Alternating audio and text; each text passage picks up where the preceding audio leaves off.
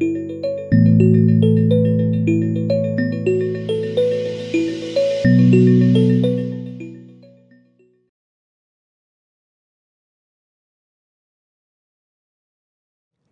welcome back. This is Practical Performance Tips to make your JavaScript and HTML faster. I am John David Dalton, and I will be your guide through Module 2. So Module 2 will be covering the tools to measure your performance and how to measure the performance of your JavaScript application or page. Or HTML application. This module is broken into two parts. First, covering various tools and collections of tools, and then the second one, how to use those tools and utilize the features of those tools. So the first section is the tools. I'll be covering IE F12 tools. These developer tools are similar. You can find others in other browsers as well. It's a collection of tools to help work with the DOM, debug your JavaScript, inspect the networking requests, profile your performance, look at the responsiveness of your user interface, profile your memory, and also simulate other environments. So you can use the UA string or change the size of your page to mimic another device. And then we'll also cover the task manager, the good old task manager. So I mentioned before that F12 is a collection of dev tools. The first one of those is the DOM inspector, which allows you to edit your DOM. The next one is the console tab, which allows you to execute arbitrary JavaScript and query the page for inspecting functions, the global object, lots of things you can do there. Let's see. The debugger tab. This is something you'll probably break into whenever you have an issue. So like if there's an alert or if there's an error that's thrown on the page, you can open into the debugger and inspect the issue or the variables around the error that is thrown. The next one is the networking tab. This gives you a nice view of the resources that are actually being loaded on the page and how long they're taking to load. Also, how long a response was from the server. Very nice for figuring out maybe you have too many images that are loading, or maybe you have an excessively large script that's loading, and you can see that in this tab. The UI responsiveness, this has got a lot going on in this tab, but it's a lot of awesome information. Here you can see things like your frame rate, you can see GC pauses, UI updates, rendering, formatting, all the things we had mentioned before that contribute to your page rendering, you can kind of see at a glance in this tab. The next is the memory profiler. And what this allows you to do, this is the the JavaScript profiler.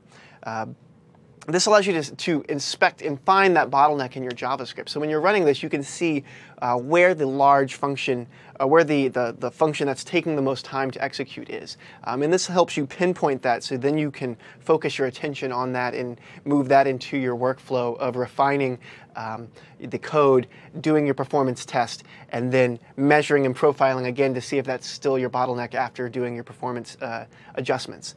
Then the next one is memory profiler. Whenever you're dealing with web applications, you may have a rogue DOM element on the page that's never being collected by the garbage collector, and so that can cause like a single page memory leak. And so using the memory profiler or the memory tab, you can pinpoint and identify functions that are holding on to DOM elements. You can also see all the other objects and elements that are in memory at that snapshot, which helps you identify memory issues. And then finally, there is the emulation tab, which allows you to use set in IE. It allows you to set compat modes and document modes, so you can see what its page will look like under IE8 document mode. You can change the UA string if you're visiting a site that may be behind a UA wall, so something blocking it for a specific browser, you can flip on the UA string spoofing and masquerade as another browser. You can change the orientation or the resolution of the page, which is really the viewport of the page, and also simulate a geolocation, which is pretty advanced. But that is the summary, a high-level summary of the tools available in F12 tools. Next, I will show a demo of them and actually go into the deep dive of them. Okay. So here I have a popcorn demo, which is a test drive demo that I created. And now we're just going to use this as kind of the base for inspecting the DOM tools, let's see, or the F12 tools. So first, you can see at the glance when I open up F12, I'm in the DOM Explorer. I can see the actual DOM elements of the page, and they respond in real time as well. So if I was to animate this page, you could see in the container, let's see if I can open that before it finishes updating.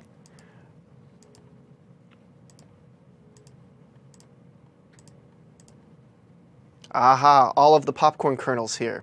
And I think maybe it had finished updating. It did, but I can update it again. And we can see that all these values are updating in real time. What's also nice is they're updating in real time, but you can also edit them and modify them in real time. So you can use this tool to make changes to your page without actually having to save the HTML or save the CSS. You can live edit the page and do quick tweaks to your CSS or HTML elements and see how it's going to actually look on the page. So for example, if I wanted to remove the pot on the page, I could just delete this element, and now the pot on the page is gone. It was there, and now it's gone. Let's go ahead and refresh that so I can get my pot back. And here, you can also do things like edit the CSS and styles. So I'll go ahead and pop a fresh batch of popcorn, and we'll get some more kernels. What happened to the nice sound of popcorn? I have muted it because every time I run the popcorn, it would make a popcorn popping sound. There's also touch here too, so that's kind of neat. But what I'll do now is highlight that you can right-click on an element and say Inspect Element. So in this case, I should be inspecting an individual popcorn kernel. Let's see if I can grab one and maybe see if that reflects. There it is. I've got the individual popcorn kernel here. And so with this, I'll go ahead and attach this to the page. I can do something like grab one and adjust its style. So I can make a popcorn kernel disappear on screen. That's me affecting its visibility. But I could also adjust its rotation, its X, Y coordinates, or its left and top coordinates on the page. So 200. This is really cool. So we could actually really adjust the CSS property to see the visual effect immediately. Right. Which is very handy for making quick edits on your page, so you don't have to sit there and reload your entire application. Because right now this is a simple demo where I've already popped some popcorn, but you may be at various stages in your application, and refreshing your page isn't practical. So this allows you to do that without refreshing your page. Very true. The DOM inspector. And you could even determine some of the objects are really, not showing, not visible. Right. Then you could actually, by removing them, to save some resources there. Right. Yeah. You can inspect and see how complex your DOM hierarchy is in your page. The next tool I would like to cover is the console, and I'll go back to full screen here for that. The console, like I said before, allows you to. The console allows you to go and edit arbitrary code. So I can do something like this, and it shows 3. Let me go ahead and see if I can zoom into that. Let's see. Whoop. Haha. You can see there, I did 1 and 2, and now I can help 3. Now that is a basic example, but I can also query the DOM as well. So if I wanted to say, hey, give me query selector, And it's really cool. It's actually almost like autocomplete. Yeah, it's auto-completing for API. me. Even though I don't remember some of the API, I could still do that. Yeah, I'm just going to select all the DOM elements on the page. And so it's got a list of DOM elements here. And you can see there's quite a lot of divs that I am selecting. And if you want, I'll zoom in here. Yeah, make it a little larger. Yeah. So I could see it better. So you can see that this is a bunch of HTML divs on the page. And let me go ahead and exit out of that. That is the console. The console also allows you to get information about the code that's executing as well. So here you'll see that there is two little info notices. Let's zoom in again. Right in the top left corner, there's info notices. But if there was an error, you'd see the error in the console as well. Or warnings, you'll see them in the console too. And the error may allow you to then jump into the debugger, which is the next tab of F12 tools that I'll be covering. Yeah, I absolutely like the errors showing up in the console because sometimes even though you have an IDE, you may not really see those errors, or maybe they actually give you a different kind of error message. So really love that part. The debugger allows you to inspect your JavaScript whenever there is an error thrown. You can configure that to break on unhandled exceptions, which is, I'll see if I can zoom in here. Ooh, that's going to be tricky with the UI here. But you can have it break on unhandled exceptions or break on all exceptions. And this allows you to inspect your code in real time. So let me go ahead and simulate that. Let's see. I'm going to go into Kettle.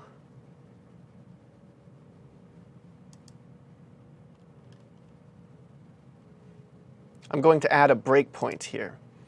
And now when I run the code, it should jump back to this spot whenever the JavaScript execution hits that. So let's go ahead and run the demo. And so I am immediately brought back into the debugger tab because I have set a breakpoint there. And I should be able to inspect the variables and the current state of the application. And so here you can see that the value of depth is 2 at the moment. You can also see that the value of scale is 0.82. So this allows you to see what is actually happening in your code. And so if there was an error here, I'd be able to have a better idea of what's causing that error. And then you can also step through your function execution. So I can step into this, and I stepped into the block of code where it's now assigning scale a value. And then I'll hit the next line where I'm assigning the z-index on the element style, and then going through. So you can see line by line, I'm stepping through the execution of this function, but I can also step out of the function and go to the code that called that function. And so here I'm also able to inspect values as well, so I can see what the value of this is. In JavaScript, you're always trying to figure out what the value of this is. And so here this shows you that the value of this, in this case, is the kettle object. And then I can also see that there are no kettles here because the link or kernels currently active because the kernels is an empty array. So this lets you kind of walk through the execution and flow of your program and see the values in real time. So now I can pop out of that as well, so I can continue. Let's go back and first remove this, because every time, if I don't remove the breakpoint, every time the function hits that point, it's going to go back to the debugger and let me inspect what's happening. So now I'm going to resume, and the popcorn is now resuming popping. And we can go to the network tab. The network tab doesn't have a lot going on at the moment, but when I refresh the page, you should be able to see lots of things popping into the tab. So here we go. Now you can see every single resource on the page is showing up here, showing the method used, the result, the type of file that is being requested and loaded, how much the file weighed in terms of file size, and how long it took to load an individual file. So here you can spot, for example, maybe you're using a JavaScript library that isn't being minified in gzipped properly. You can see that the received bytes would be larger. So for example, if you've got like jQuery on your page or a couple of widgets and you're not minifying and gzipping those files, you could see that show up in this tab. You can also go into the timing view for individual assets on the page, so individual resources on the page. So for example, zoom a little bit, like. Sure, yeah, we can zoom. I was going to ask, what are those different, like over here? Color bars, yeah, right. Like to see, you know, exactly a little more detail. Yes. So all you have to do here is double click on the resource, and it zooms in substantially. Very so, nice. Right. You see a lot more detail. And it also gives you a summary of each one. So when I click on this section here, you'll see it says the start section, the time from when the request was initially created to when the request is sent.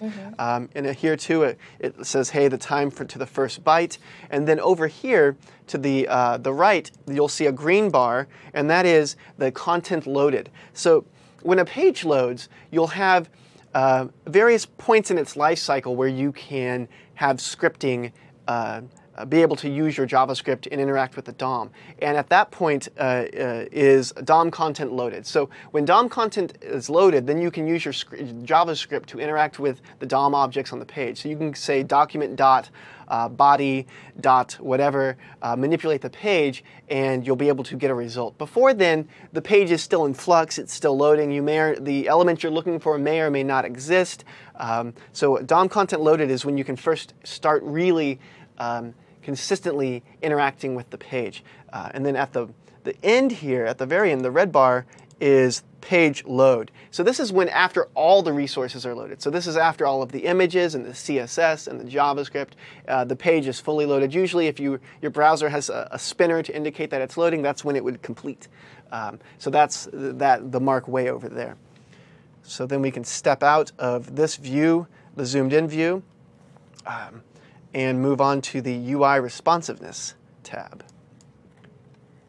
Now the UI responsiveness tab will give you a lot of information about your page, but just like the networking tab, you have to initiate profiling. So here I'm going to go ahead and do that. So I'll start, and then let's pop some popcorn. And let's pop a medium bag of popcorn. Okay.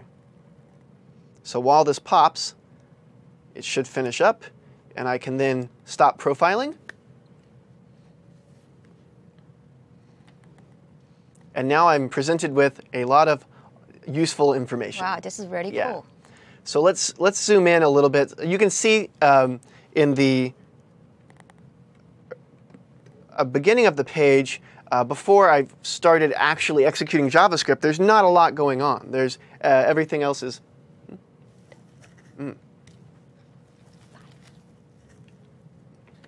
Okay, so let's back out a little bit.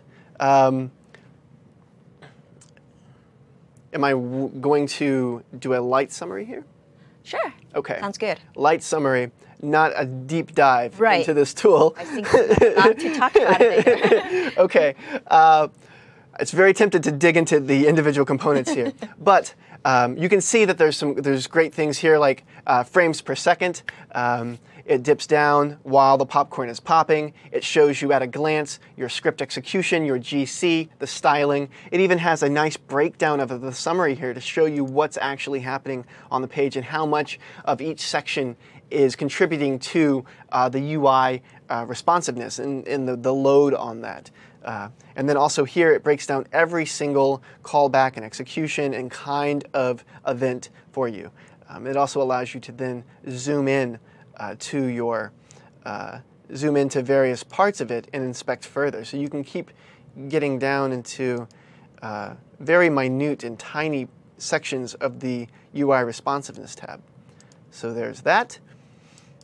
Next is the script profiler. The script profiler is very handy for, like I said before, finding that bottleneck in your code. So again, I will start the profiler and then execute some JavaScript. And we will be able to see, let's do a small bag this time, see what function is what function is taking the most time to execute. And let's see here. Okay.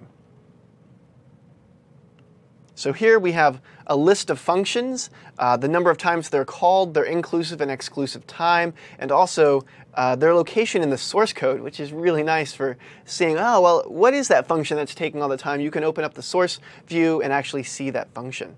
So for example, let's see. Right, so this will be a good tool to actually determine any potential bottlenecks. Right. To see what is the most expensive methods there.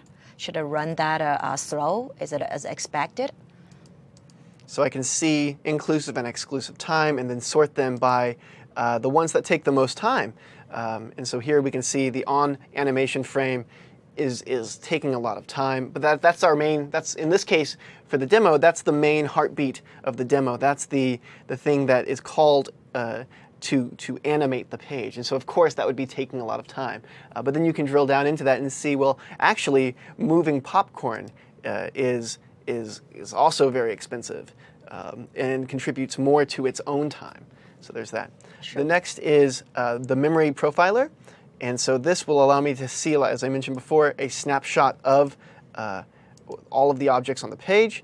So here it's got a nice, like, in real-time view of the memory, and I'll zoom in on that. Cool. This is actually, it's really useful. We could determine what is the most expensive object.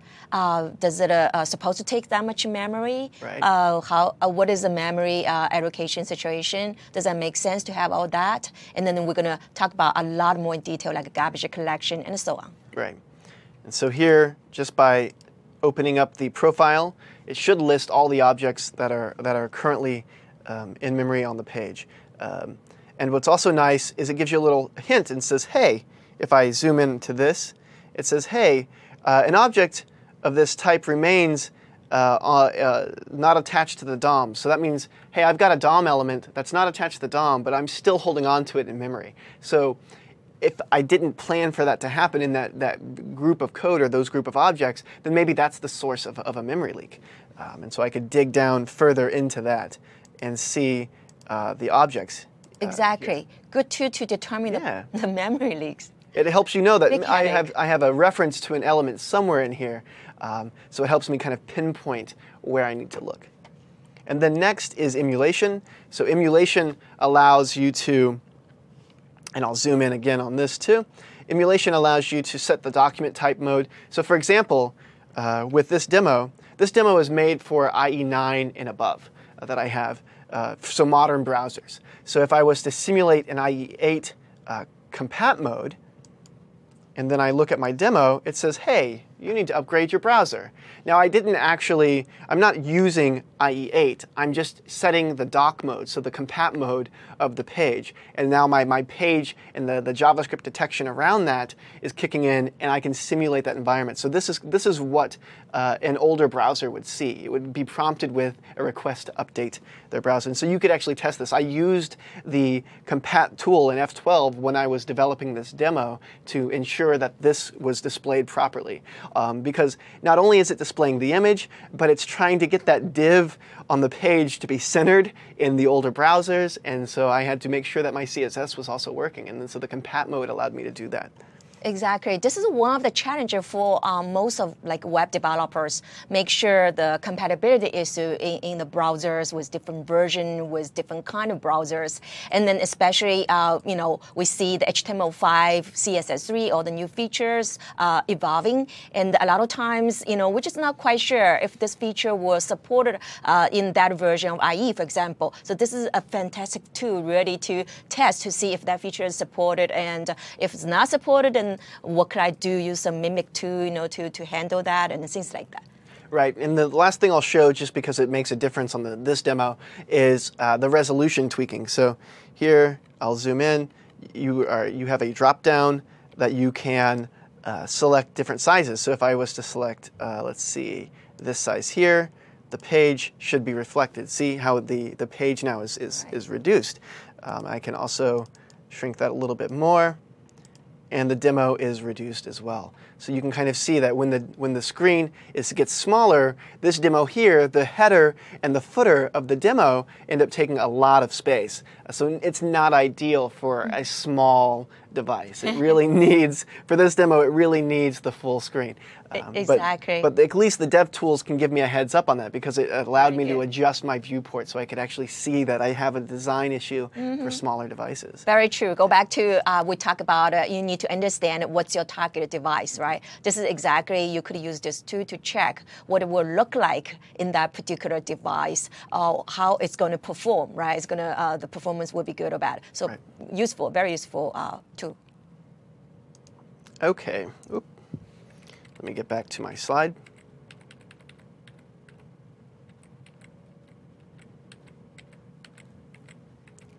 Okay, so now we'll be talking about, I gave you a summary of the tools. I kind of showed you in a real demo how to interact with them, some of the cool features of them. But now we'll look at the next tool, which is the old school task manager. So on Windows, Control-Alt-Delete will pull up your task manager. So I will go ahead and show you that. Before I do, though, for those that aren't familiar, Task Manager allows you at a glance to see your CPU usage, the memory usage, and the Ethernet activity, so the network activity of various processes running on your system. In this case, we'll be focused on Internet Explorer or the browser of your choice, so you can see how much memory that browser is consuming. This is very handy, so for example, if you have a single-page application, so if you're working with Backbone or Angular or your single-page framework of choice, and when you refresh your page or whenever you load a new page, so the single-page app means you're not having to refresh your page, but you notice that your memory is stair-stepping through each section, that means that you're probably holding on to a DOM element. So before, where I showed you the memory profiler, that would alert you of detached elements that you're holding on to. In this case, you can also see this as the memory profiler for this will start to stair-step. So now let me demo the actual task manager on the popcorn demo.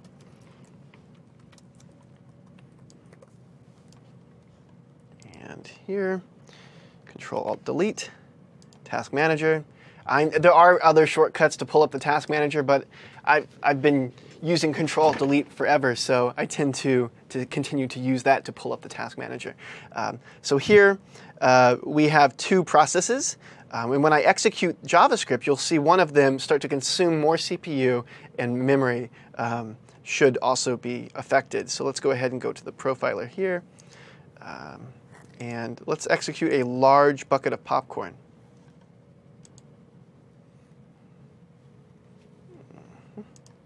OK.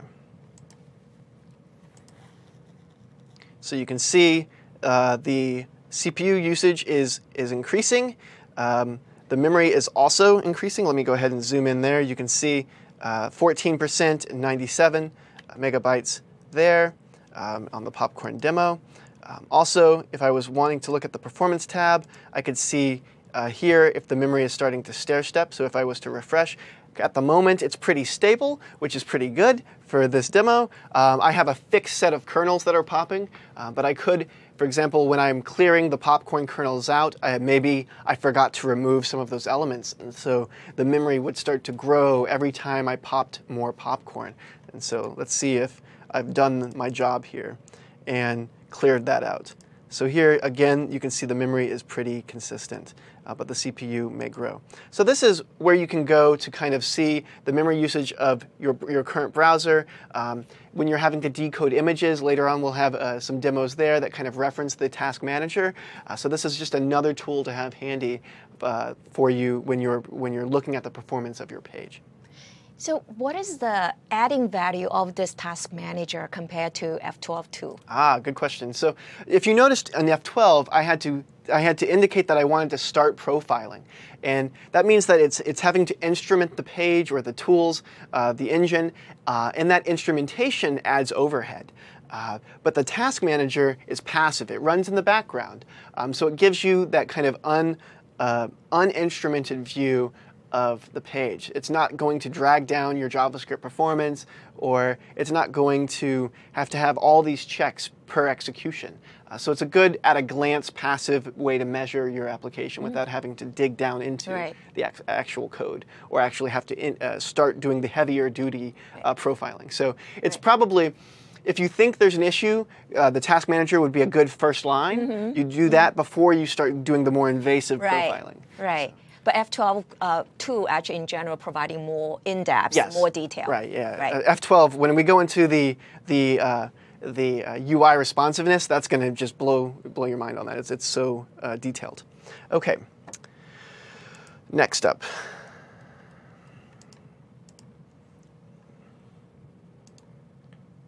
Wow. 1 second.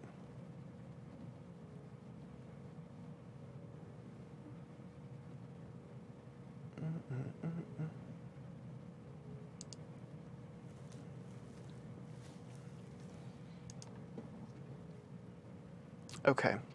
I'm just trying to navigate back to my slide. Sorry for the dead air. Let's go ahead and get back to that. So actually, we're going to get into how to measure them. Right. Is that right? So before this, though, some other tools that you may be interested in are the Chrome developer tools, Firebug Lite. I included Firebug Lite because if you're testing in an older environment and you want something that resembles modern dev tools, Firebug Lite is a good thing to include on the page. It's been around forever, but it's still something I reach for because I know it's going to work in the older environment. It gives me a console. It gives me a little DOM inspector, which is great for those environments where you just don't have the dev tool that you're looking for. Right. There's also Fiddler, which I can't speak too much, but I think you have some information there on that. Yeah, so actually, if you already used this network profiling tool in F12, you get most of the information. However, Fiddler could be a little bit more specific. For example, I could have a production life site, and really I want to actually change something, but without interrupt that life site. I could actually really, do some sort of like mimic some kind of request, and then I could see the response to see if it's good. If it's good, then I push it into the production life site. So there's some additional kind of capability you will be able to do in Fiddler. But most of the features you should be able to use in F12 network feature. Cool.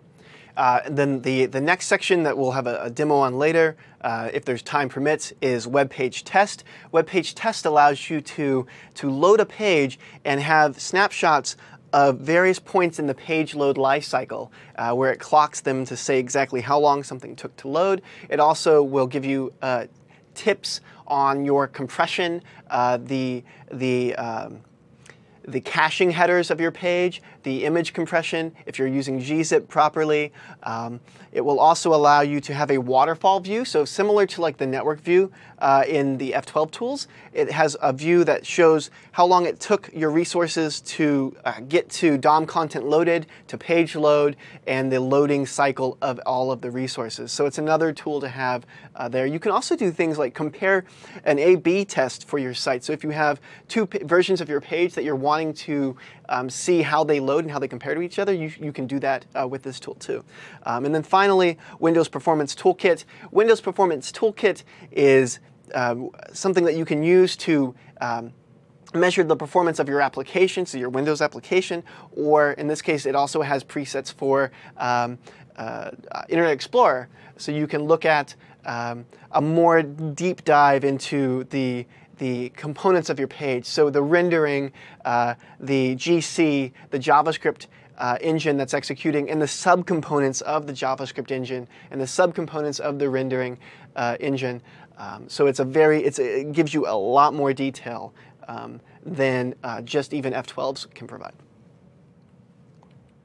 Cool. So now we'll get into how to measure. In this section, we'll cover how to measure page responsiveness, so using the UI responsiveness tool, where I'll deep dive into that. How to measure JavaScript execution. So before I showed you kind of what the tab looked like, now well, in a second, I'll go into actually showing you how to pinpoint that problem function and tell you the difference between like what's inclusive time or exclusive time, and then when to use the appropriate tool. So back to our popcorn demo. I'll go ahead and reload it so it's fresh. So if you notice, when I'm executing JavaScript code, I can choose a small or medium or large popcorn. But if I do large, the performance won't be the same as the small popcorn. And you'll see that the frame rate starts to drop. It becomes a little bit slower. And that's because there's a lot of particles on the page. And so if this is your application or your game, maybe you've got a lot of bad guys on the screen or a lot of physics effects on your page. So maybe there's falling rocks or something on the page. In this case, it's popcorn. And each kernel has a collision detection and rotation that's happening. And so all of that takes processing power, takes your JavaScript execution. So now we can sit there and measure that and how it affects the responsiveness of the page. And there's also even touch events too. So lots of stuff going on the page. So let's measure the UI responsiveness of this. So we can see where the actual time is being spent for rendering. So here we go. Let's measure that. So now what's happening is while this page is executing, the UI responsiveness profiler is running in the background, collecting a lot of information. So now we can go back to the profiler, stop the profiler. Now it's churning and analyzing all of that data so it can display this awesome UI here for us. So the UI is broken into a couple of parts. I'll zoom in on them. The first section that I'll be looking at here is the CPU utilization and the visual throughput. So in this case, I'm dealing with animation. I'm dealing with popcorn kernels moving on the screen. And so frames per second, so FPS, is very important to me. I want something to try to achieve 60 frames per second. And you'll notice through the beginning of this section, it does hit 60 frames a second. But as I start popping the popcorn kernels, and as there's more popcorn kernels on the screen, it dips down. And so I can actually see visually the effect of all of those kernels. And then at the very end, when the popcorn settles, the frames per second goes right back up. So for example, if I was popping this, or if I was running the demo, and I was seeing a drag on frames per second that I wasn't expecting, I can then try adjusting the algorithm on the page. So now let's see what happens when I run this demo again, but execute just a fewer particles on the page. So now I'm popping less popcorn, so that's less particles. So less things for the popcorn to run into each other with, less physics on the calculating per particle. Less resources will be used. Right, and so I should see better frames per second. So let's see if it's accurate. And sure enough, in the dev tool, you can see it maintains a higher frame rate, dipping down to just below 30, and then back up to 60 in a much shorter time. Not bad. So in this case, if you're dealing with performance, you can know it's before we mentioned it's a balancing act. And in this case, the more particles and the more physics applied to them on the page, the slower my performance is going. And so if you have a low resource device or a low end device, you could think about maybe throttling the particles on the page. So in this case, popping less popcorn. But that's just one way to handle it, and that's just one view. There's also, you can dive into the individual parts of the page. And so I will highlight a subsection of what was measured. And so this allows you to do that with these two little handles on the top of the tool. And I'll zoom into that here. The two handles are these paddles at the top. Let's see, I can actually circle them for you. So let's see, here and here. It allows you to drag them left or right and then zoom in on a subsection of your measurement. And so I can go ahead and do that. Let's see. Now I'm going to zoom in to that subsection. So now it's taken the macro view and now zoomed in on just that individual piece. And as you can see, when we zoom in, there's a lot more detail. So I can see that a majority of the time being spent here is script execution. And then over here, in this area here, sure enough, this pie chart, or this UI chart over here, it says that 62% of the time is, I believe, script execution, or timers. And by the timers is the request animation frame callback, and so that's where my script is being executed. I can zoom in on that too for you here, and then show you the various points. Let's see. Control 2. Nope, not doing that. Okay. It's live. I would like to also point out that your browser has the ability, well, most browsers, in this case we're highlighting IE, has the ability to run things on a background thread. IE has had this ability since IE 9. So for quite a while it's been able to do things like do GC garbage collection on a background thread, or in later versions do JIT on a background thread, so compiling the highly optimized code, JavaScript executing code on a background thread. And the importance of a background thread means it's not on the UI thread, so it's not going to be the thing that's causing your UI to run sluggish or your frame rate to drop. And so by default, it's hiding the background activity, because for a UI responsiveness tool, you're really concerned about the UI thread. But it does allow you to view the activity on the background thread. So let's show that activity here. And you can see that now that I've checked the box over there, I can see garbage collection happening in the background. So even though the foreground garbage collection was minimal, you can still see that there is garbage collection occurring, but it's just happening on the background thread. So it's not contributing to the delay on your foreground. So I always think that's neat to be able to actually click on that item, and it shows you the thread ID number, which is kind of neat. And if you see a thread and it has a thread ID number, then it's a good indication that that is not the UI thread. If it was the UI thread, you would see something like UI thread over here in the summary. So that's kind of neat. You can view and zoom into that. But not only that, so I just covered some of like the script execution, but it also allows you to view individual paints and layout calculations on the page. So you can see if something is causing your page to do a lot of computation or a layout. So for example, if you're doing jQuery.hide, which hides the element on your page, that's causing a lot of layout and formatting to occur on your page, and that can affect the performance, especially if you're doing something like that while trying to scroll or trying to animate something on the page. You're going to notice it affect your UI responsiveness. So very neat. There's lots of things you can do to dig down into this. So I would encourage you to spend some time in this UI tool and kind of explore all the features. I won't have time to hit every single piece of them today, but very, very useful, lots of information here. And you can do all kinds of things, sorting by it. It's a very polished tool. Right. We're going to use the UI responsiveness tool a lot in the rest of the course to do the demo. The next one is the script profiler. So before I started measuring, this is an old profile, so it's kind of got that last time I profiled the information there. But let's go ahead and profile the JavaScript execution again to see where the time's being spent. So I'll click. Again, because this is a more instrumented approach, you have to tell the dev tool to start measuring your JavaScript performance. So right now I've told it to measure. And actually, I'm going to tell it to stop because I want to measure. I don't want to measure all the idle time. So I'm going to hit start and then start executing JavaScript so I have a good indication of what's taking most of my time. So here we go.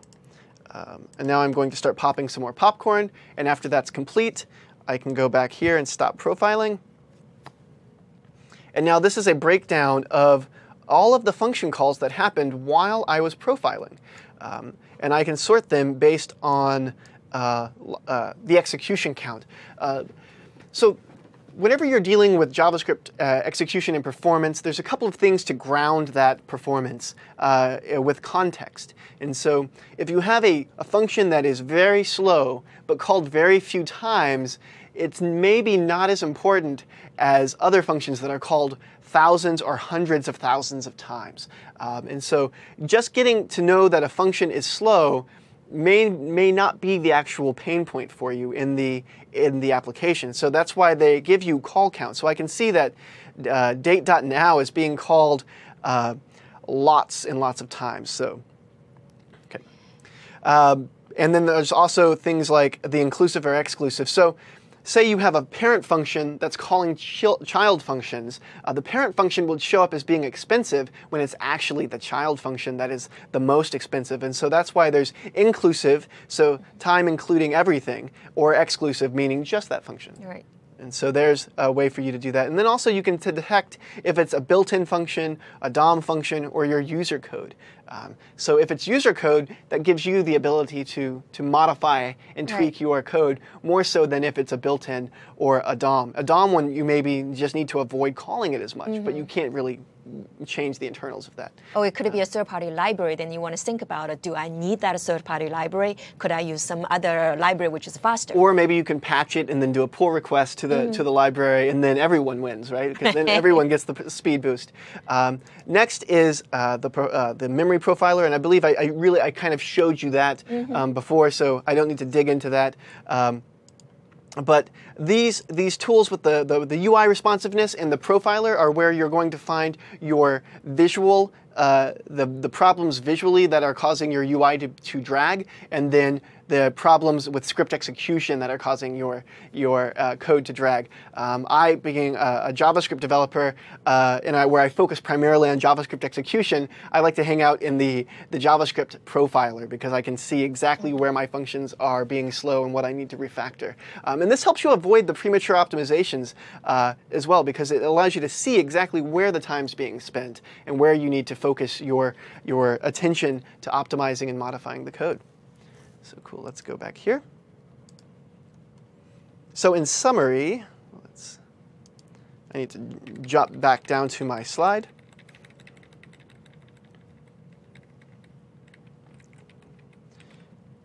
Okay, so in summary, I covered various tools in F12, so the whole collection of tools there. I talked about the task manager. I also told you and explained how to measure appropriately, so when to use the UI responsiveness tool, how to use that, kind of the information it shows there, and also looked at the script profiler to see exactly where your slow functions are, or where the functions that are being called the most, or the functions that are taking the most time to execute are, and then also showed an overview of the good old task manager and the difference between passive profiling and invasive instrumented profiling too. So I believe that concludes this section, and we will see you after the break. See you.